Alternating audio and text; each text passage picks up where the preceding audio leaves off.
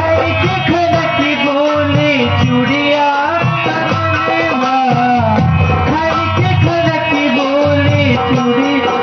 कंगनवा छुप छुप लिया मोर सजनवा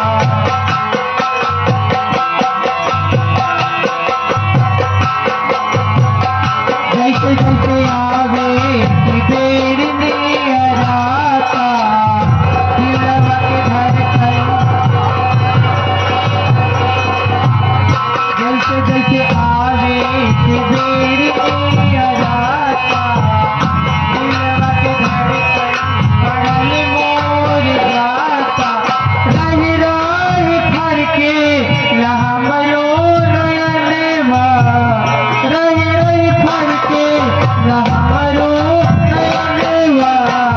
छुप छुप रहिया मोर सजनवा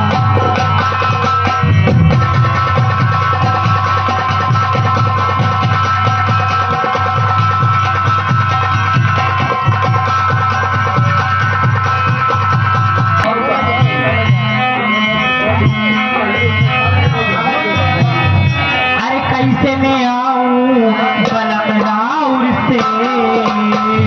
कैसे मैं आऊं बलम राउर से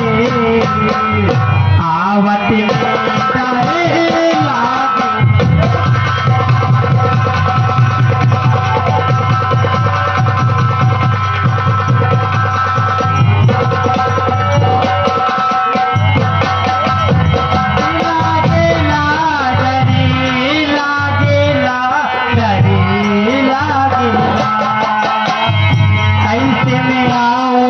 बलम राउर से कैसे मैं आऊं बलम राउर से आवत में डरे लागे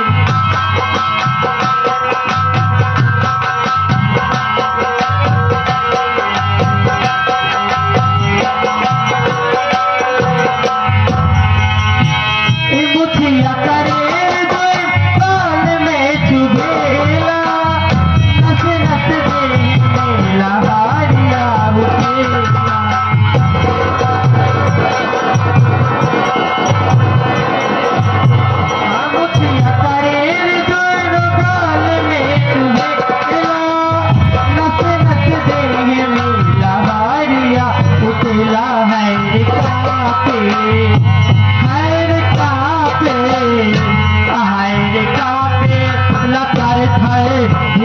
से